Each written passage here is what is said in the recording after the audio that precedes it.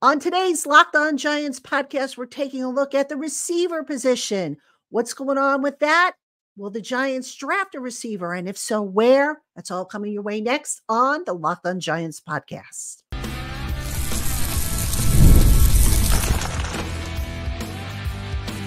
You are Locked On Giants, your daily New York Giants podcast.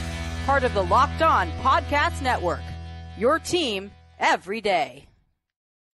Today's episode of the Locked On Giants podcast is brought to you by Monopoly Go. I admit it, I have a competitive side, and it's a big fan of Monopoly Go. The mobile hit twist on a classic Monopoly, so go join your friends and download Monopoly Go now for free on the App Store or on Google Play. Hello, New York Giant fans, and welcome to another edition of the Locked On Giants podcast, part of the Locked On Podcast family, your team every day.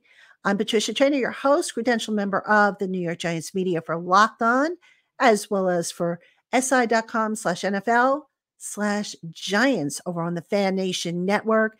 And a welcome on in to my Blue Crew community members, my everydayers, my newcomers, and everybody in between. You're all appreciated and loved by yours truly. Thank you for spending part of your day with us here on the Locked On Giants podcast.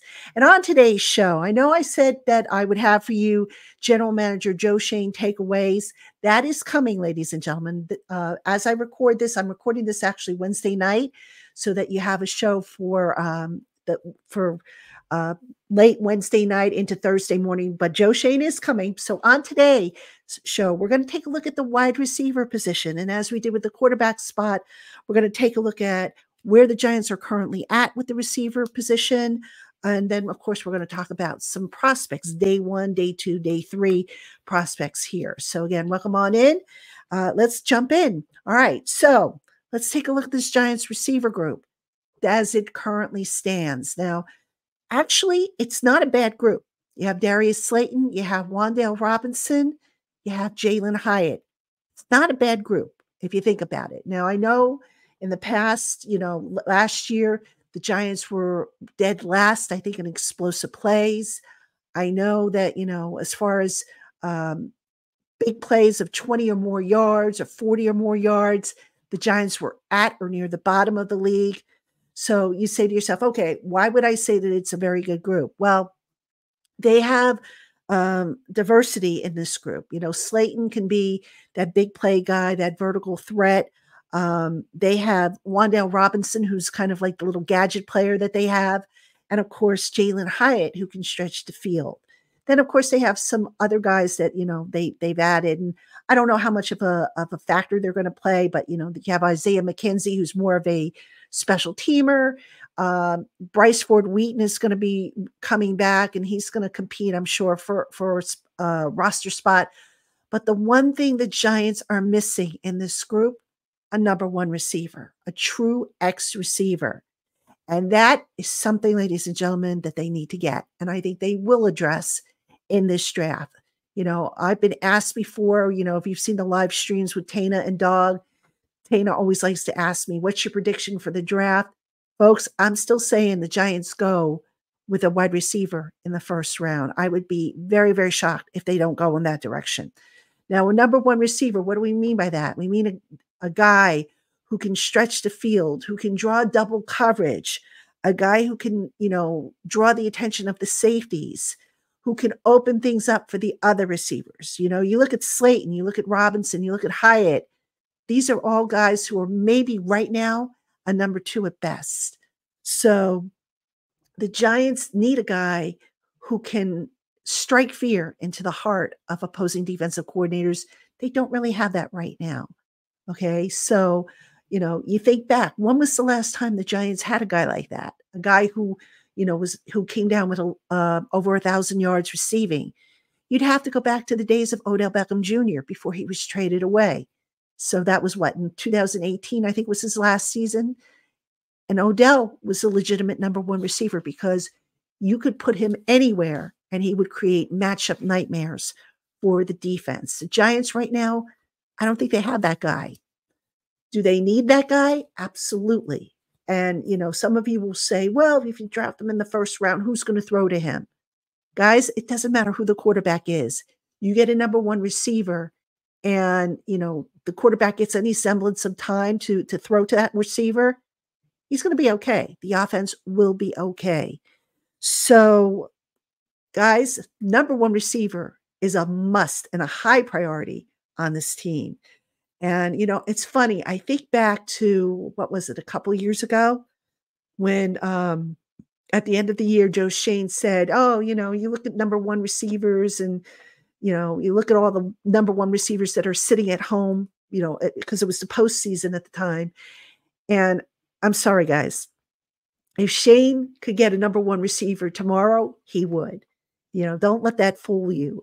It's just that I think at the time he was downplaying it, maybe because the receiver group in free agency and in the draft class maybe wasn't as good as it is this year. So number one receiver, definitely on the Giants' agenda. Now, let's talk about question marks for this receiver group. And I guess the big question mark here is Darius Slayton. Will the Giants, keep him? What's going to happen with him? Now, for those of you who missed the news, ESPN reported that Darius Slayton did not report for the start of the off-season conditioning program, which, by the way, is voluntary. Let's get that out there right now. And that Slayton, who is entering the final year of his 2-year deal that he signed a couple of years ago, is looking for a new contract. And I just find that to be a very interesting development because, look, if the Giants do draft a number one receiver, as I think they will, what does that mean for the rest of the guys? All right. Can you make the case that Slayton and Hyatt maybe are interchangeable? Can you make the case that Slayton now becomes the odd man out because now you have a number one receiver? Because think about it. You're only going to have so many balls to go around. You're going to get a number one receiver, hopefully, and put him on a rookie contract. So I just find this whole storyline with Darius Slayton to be very unusual, very odd. A couple of years ago, when he was asked to take a pay cut and he agreed to it, and then he spoke about wanting to continue to build on what they have started here. Now all of a sudden, you have this into the equation. I get it that Slayton maybe wants some security to know that he's going to be in one spot for a while, but I just find the timing of this whole situation really odd because he's not a number one receiver. He's a good number two, but number one, I wouldn't say that he's a number one. And if the Giants draft the number one, Slayton's going to maybe not see as many targets as he has in the past. Slayton, who, again, he's led the Giants in receiving yards in 4 of the last 5 seasons, which, was a credit to him. But it's also, they don't have a number one receiver. So do you think if they had a number one, like a Justin Jefferson type or a CD Lamb type, would that still hold true? So I just find this whole development, like I said, to be curious. And, I want to see what Joe Shane does with Slayton, because at this point, Slayton collected a roster bonus. So I think the cap savings, if the Giants were to move on from him, is only something like $3.8 million. It's not as big as it might have been prior to them paying out that roster bonus. So I don't think that Slayton is in danger of getting cut because, again, if they were going to move on from him, I don't think they would have kept them and paid that roster bonus out. Or who knows, maybe they figured, okay, we asked him to take a pay cut a couple of years ago. He agreed to it. So we'll just let him, get the roster bonus and we'll see what happens. So I don't know, exactly what the thinking is there, but I do know that this team would be so much better off with a number one receiver. And we're going to talk about some of the prospects that the Giants can look at day 1, day 2, and day 3 coming up right after this. Hey, Giant fans, we've all been there, either as a player or a fan. It's halftime and the scoreboard is not looking good. You're feeling low and you're not sure if you or your team can pull out a win. That's when you dig deep. Lift your head up and say to yourself, time to get back in the game, pull off some bank heists, and take as much of my friends' money as I possibly can. That's right. The smash hit mobile game Monopoly Go lets you compete with your friends to get the most riches and the biggest empire. It's the Monopoly that you love, but on your phone, played anytime with tons of new twists, including leaderboards to compare your progress to your buddies. There's so much to do. You can play on countless dynamic Monopoly boards. You can make your friends bankrupt by smashing their landmarks with a wrecking ball, and even charge other players rent for your iconic properties. You can even work with your friends to crack open community chests and in tournaments to get extra rewards and to climb the leaderboard. So get back out there, put your game face on, and download Monopoly Go, now free on the App Store or on Google Play. All right, everybody, welcome back to the Locked On Giants podcast. I'm your host, Patricia Traina, and if you are watching this show on Thursday, I promise you I will have takeaways from Joe Schoen's presser. He is speaking to the media Thursday, 12 o'clock. So I will be there.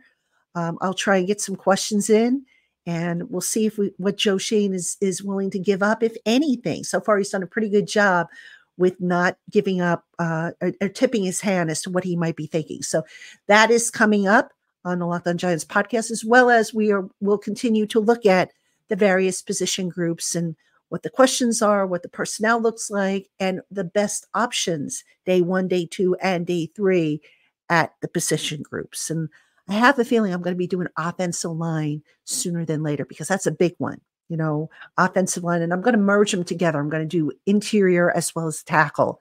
So that's probably coming up sooner than later. All right. Getting back to the receivers. All right, let's talk now about prospects. Who might the Giants look for day 1, day 2, and day 3? Y'all know by now who, if I had the pick, who I would want, and that's Rome Odunze of Washington. That doesn't mean I wouldn't be happy with Marvin Harrison Jr. or Malik Neighbors. I would be. But what I love about Rome Odunze, and why I am banging the drum for Rome Odunze, the contested catch rate, the wide catch radius, and just the yards after the catch ability.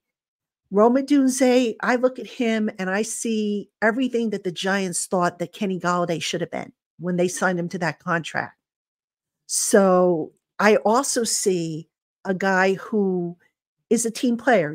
I think back to the combine and how Rome Odunze, kept at it until he was satisfied with his performance, how he stayed late to help out, a very, selfless player. And that, I think, resonated with the Giants, because look, if it's all about team, it's all about, doing the little things. And I think Rome Odunze made an impression on the Giants. I know he certainly made an impression on me when he did all that, as opposed to, these receivers who, I don't want to work out because of this, that, and the other thing. Well, you know what? Look, I get it. You want to help your draft stock, but you're going to have to play on all different types of surfaces in all different types of conditions. So, unless a player is nursing an injury, I never did understand why a player would not test or do any, of the drills at the combine or at a pro day or anything like that. It just never made sense to me. And I know Rome Odunze, I don't believe it worked out at his pro day, but he did, of course, put the time in at the combine and decided to rest on that. But, that's just a little, side note there for me. But again, I'd be happy with Malik Neighbors or Marvin Harrison Jr. if one of those two fell to the Giants at 6. But Rome Odunze would be my first choice out of the 3. Okay, now what about day 2 receivers? I'd be happy with Brandon Rice from USC or Ricky Pearsall. Okay, I would be happy with either one of them. All right, these are big targets, sticky hands. They're able to get open. I'd be fine with either one of them. I mean, the beauty of this receiver class is it's just so deep. I don't know that you can really go wrong with any of the picks.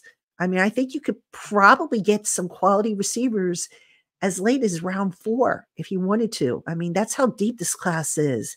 So, those are a couple names. And I had a laugh because, when Joe Shane went out to the USC Pro Day and everybody thought, oh, he's looking at Caleb Williams.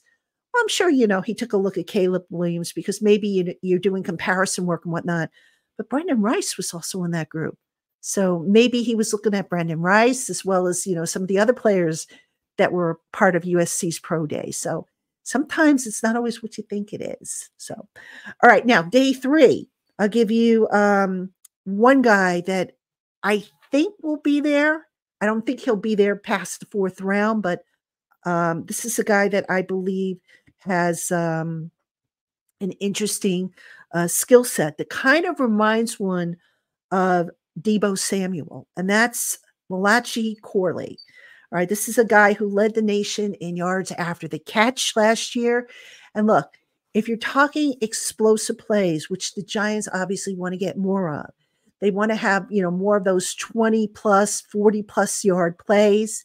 You need yards after the catch specialists. Can't have guys going down as soon as they make contact with, the cornerback or the safety or whatever. Corley's an interesting guy. And, listen, I would not be stunned if the Giants double dip in this receiver class. I know, you're going to sit there and you're going to say, well, they've got other needs, and they really shouldn't be. But sometimes, if you're looking to really build up your cachet for your quarterback, whoever it might be, it pays to double dip. I mean, certain positions, it certainly pays to do that. And I know a lot of you are probably thinking, well, they've already got a bunch of receivers and, how many can they conceivably bring on board? We saw it last year, they like to have a different variety. And, it's an interesting scenario. And I think one of the questions I might see if I can ask, and I don't know if it's a question for Shane or more so for Dable, is, in having so many receivers to give you different options, are you mixing and matching to the quarterback's skill set, or are you mixing and matching basically to the offensive scheme? I think there's a little bit to each, to be honest with you. So I'd be curious to see how that kind of plays out. But, just to recap, though, I do think the Giants go receiver at 6.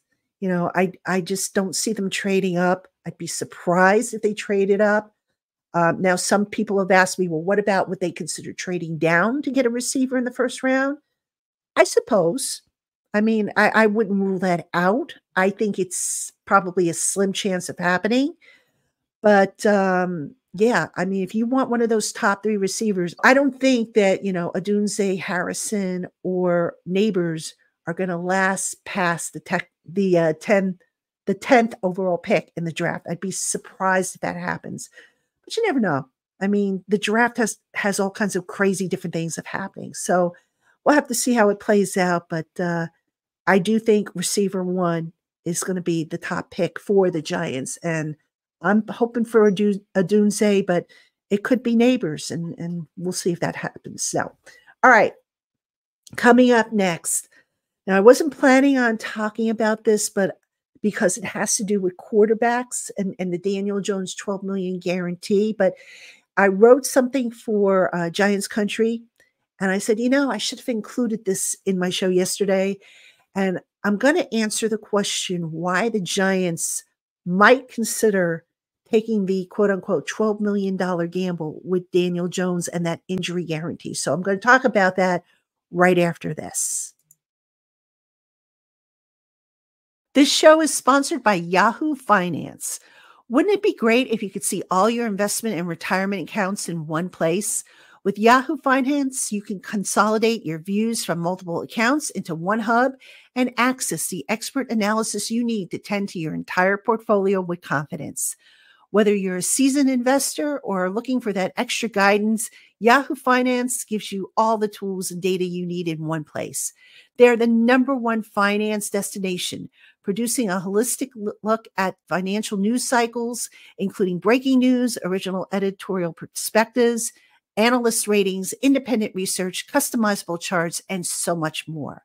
Securely link your brokerage accounts for a unified view of your wealth, including 401k and other investments. A comprehensive perspective is what sets apart great investors, and it's how Yahoo Finance ensures that you have the insight to look at your wealth in its entirety. For comprehensive financial news and analysis, visit the brand behind every great investor, yahoofinance.com, the #1 financial destination. That's yahoofinance.com. All right, everybody, welcome back to the Locked On Giants podcast. I'm your host, Patricia Traina. And all right, I'm breaking kind of the pattern here just a little bit because, I got a lot of questions about Daniel Jones's $12 million injury guarantee and why would the Giants put him at risk? And, could I go into that a little bit more? So I'm going to do that for you now. So I wrote an article. It'll be up on Giants Country probably in the morning around probably before I leave for the Quest Diagnostic Training Center. I'll have that up for you.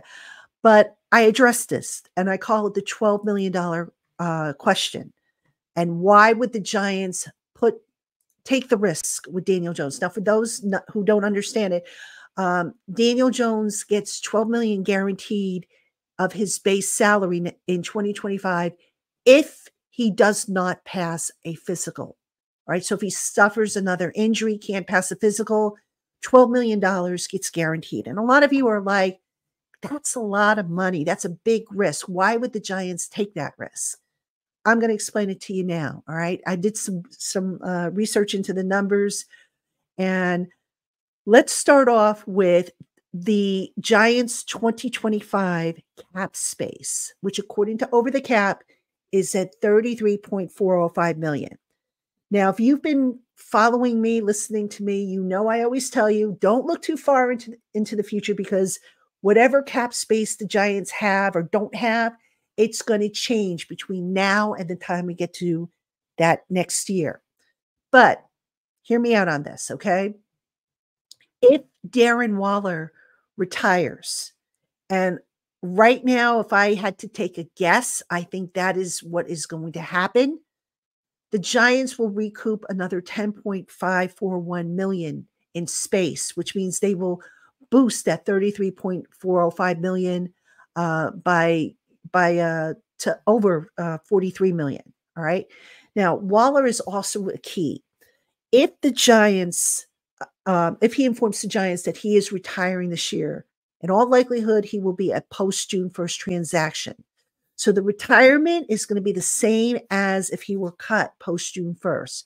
All right. So the Giants will gain an $11.625 million in savings this year, as opposed to, I think, $6 million if Waller had retired and was a pre-June 1st transaction. Now, why do I mention that?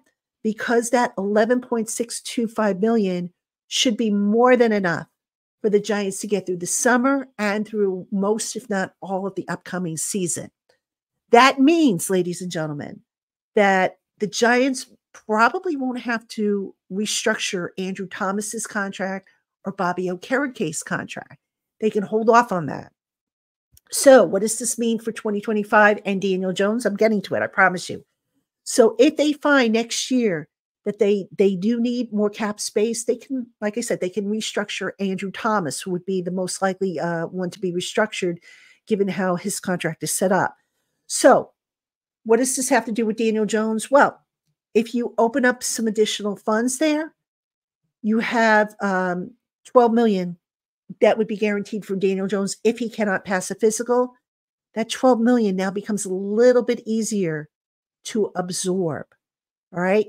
And I haven't even mentioned, by the way, the expected growth in the salary cap next year. Now, this year we saw it jump up higher than what was expected, but let's take a look at next year. Let's see. Next year, the salary cap space is projected to be $260 million. All right. I have a feeling, though, it's going to go higher than that because it's 255.4 this year. I would not be surprised if it goes even higher. So what I'm getting at, folks, is that if, God forbid, Daniel Jones were to get injured again, and that injury guarantee, that 12 million injury guarantee were to kick in, I think the Giants would be in a position to absorb it, just between the cap jumping up, between the transactions and the numbers that I just outlined for you. I don't think it would be as catastrophic as some of you think it might look like as of, this discussion. So that's what I think is behind it. And look, as I said yesterday, whether we want to admit it or not, right now, Daniel Jones does give them the best chance to win. Right now, of the 3 quarterbacks that are under contract on that roster. Now, maybe one day Drew Lock will overtake him as he becomes familiar with the offense and things will change. I mean, it's possible. Maybe Daniel Jones will come back and, in this make or break year for him, he'll ball out. I'm not so sure of it, but we'll see. But either way, it's a big decision coming up for the Giants at quarterback. And I mentioned this because, a lot of you are like, well, what's the good of taking a receiver if they don't have a quarterback who can get the ball to them? They will, folks. One of those quarterbacks is going to step up. And maybe, like I said, if it's not Jones, if it's not Drew Lock, eventually it will be a rookie that they take in the draft. So I wouldn't fret too much about it. Going to be interesting. I'm curious to see what they do. If Joe Schoen believes that there is a quarterback that he absolutely has to have and will trade up for, if he will stay put and take the receiver, as I think will be the case. All right, Giant fans, that is going to do it for us here on the Locked On Giants podcast. As always, thank you for tuning in, making us your first listen of the day. If you watch on YouTube, your first watch of the day, or if you're just spending a few minutes with us, that's appreciated as well. Please don't forget to like the video, subscribe to the channel, click that little notification bell for videos. Anytime I post a video or a short, there should be plenty coming out over the next week or so. So make sure you do that. And folks, I will see you again. If you're watching this on Thursday, I'll see you a little later with takeaways and analysis from what General Manager Joe Schoen had to say. So until then, have a good one, everybody.